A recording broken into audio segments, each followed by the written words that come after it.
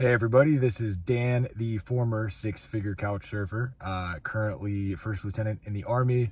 I have about 5 months remaining on my first contract with the military and just wanted to post this video about what it has been like joining at the age of 30, actually 32. So if you are above the age of 30, that's typically what my YouTube channel audience consists of. And so I know how valuable it was to get even just a few videos out there to inform me about what's ahead, and I just want to give back to everybody that's contributed, and to everyone else who wants to be a part of the discussion. I hope that I can help, and it's awesome seeing the comments about the channel helping you, so thank you for posting that and for viewing. So again, going back to the original video I posted, I talked a lot about basically managing one's own ego when you join in the military at whatever age. Nobody wants to be talked down to. It doesn't matter what their rank is, what their age is. It's always nice to just come in and be sincere with everybody, be approachable, especially if you have like a decade of experience in whatever industry you came from. So for me, I came from the biotech sector, and it was so incredibly important for me to not try to give advice to other people, like unsolicited advice, not try to be someone that just wants to influence and impact people unless they take interest. So that really helped me a lot, just kind of doing my own thing, focusing on my fitness, focusing on education, and then having discussions about what I'm passionate about, and then seeing how that will influence others. So I've talked to several other lieutenants and got them going on master's programs. I just finished my master's in organizational psychology last December, just as a way of like trying to redeem the time lost to the pandemic. And I encouraged my soldiers. I was a platoon leader for 19 months, just finished that. Actually, I'm still wrapping up property from that. But I always try to push my soldiers to get college classes going, get any sort of professional certificate, online certificate, anything to make their time, like the downtime and training between mission sets, month to month, as we're out here at Fort Irwin handling NTC stuff, just wanting them to enrich their lives. Audiobooks, I try to get them on the MWR library. The Department of Defense has a library that's like really loaded with brand new books and audiobooks, and it's all 100% free. I've saved probably $4,000 to $6,000 in audiobooks. If you look at each one being like 10 to 20 bucks a piece, I listen to audiobooks nonstop. I don't know if I retain anything, but I'm an avid consumer. When I work out, when I'm driving here and there, I'm always listening to audiobooks back to back. So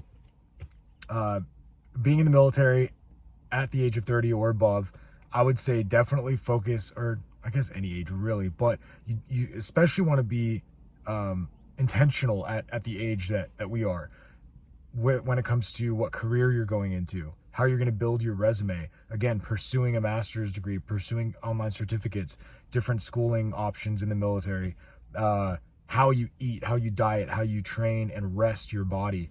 This is all super important, because for someone like myself, I want to push myself at all times, but I have to have rest in there as well. So when I'm working out, I still work out 2 to 3 times a day. I rest a lot. I diet super lean.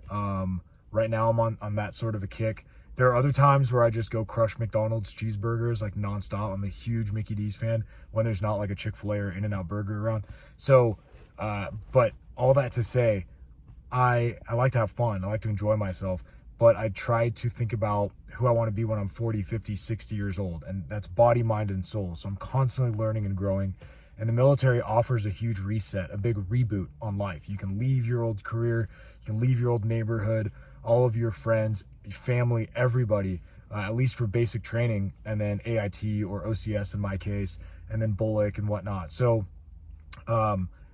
if you do want a hard reset on life, it doesn't have to be forever. You don't have to like cut everybody out of your life. But if you do want a period of a reboot where you can figure out who you are and you can live in austerity where all you have is clothes out of a duffel bag, I like that so much that I've adopted minimalism as my life standard right now. So I sleep on a 3-inch mat at home. I have the same mat in the back of my car right now. I live out of a duffel bag. I do not use a dresser. And whenever I go to San Diego from base and I'm training jujitsu and whatnot, I live out of my bag. I do hygiene at the gym. I sleep in my car. Not everybody's super weird like I am, but I really took this opportunity to look at my future, and I do want to pursue another master's and a PhD. I do want to rebuild my business, but I also, post-pandemic, want to live on the road. I want to travel. One thing I'm doing is working with jiu-jitsu gyms and discussing my research study I did with black belts and anxiety management. But this is all stuff that the Army has allowed me to kind of work on and get to know myself, because it's zeroed out a lot of the background noise of things I would normally do with a 9-to-5 corporate job. And it broke me out of my comfort zone. It taught me what I can handle when it comes to just austerity, eating MREs, sleeping on the sand in the desert, not even bringing bedding out sometimes, just, sleeping with a rifle next to me and the comms on, and just waiting for mission sets and stuff like that in training has been super awesome for me to see what I can handle, and looking at all the extra stuff in life as luxuries. It's definitely almost like a prison mindset. Like you're happy to be able to do laundry and take a shower and have some time to yourself and whatever it is. Like they're sacred moments that help you stay sane. So being in the military, especially at the age that I'm at, has given me an awesome new perspective on who I want to be for the next 30, 60 years of my life when I'm out. There's some opportunities right now to sign some additional contracts. I don't know exactly what I'm going to get into. I have a few things on the table right now. So, I'm trying to really think about what I want to do with my life. And that's another thing the Army teaches you, because it strips everything away in life. And then you kind of rebuild as you get out of basic and, again, AIT, OCS, whatever your path is. You start to then, accumulate material goods again. You pull your things out of storage, talk to your friends, talk to people, re-engage family, plan your trips. Everything becomes that much more intentional in your life.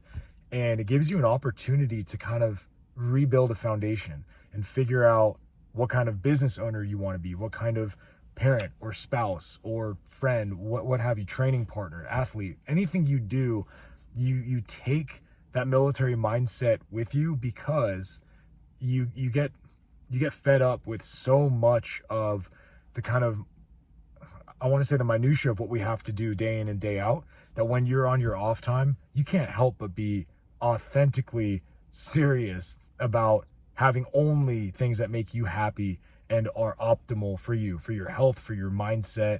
You trim the fat out of everything else in life. That's been at least my personal journey. So I stopped drinking alcohol, because during the pandemic, lockdown on a base, I don't want to just be drinking by myself. That's weird. So I'd go to the gym and work out 3 times a day. I didn't really have jiu-jitsu on base. I'd have to drive down to go roll. So I've really become intentional about my schedule, when I wake up, sleep, how I diet, how I budget.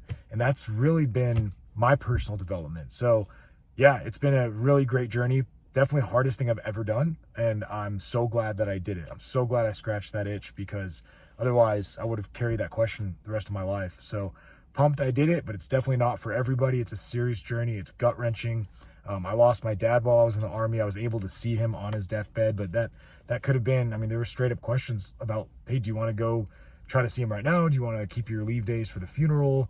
Or, because he was in the ICU, in and out. And so stuff like that, when it comes to the military, that's hard. If you got a family and kids and all that you're going to leave behind for moments of your life, it's rough. So let me know if you have any questions. I tend to ramble. Check out the rest of the YouTube videos if you need some more advice or little tidbits. Also post comments, please, on what you want me to record about, and I will do so. Thanks for viewing.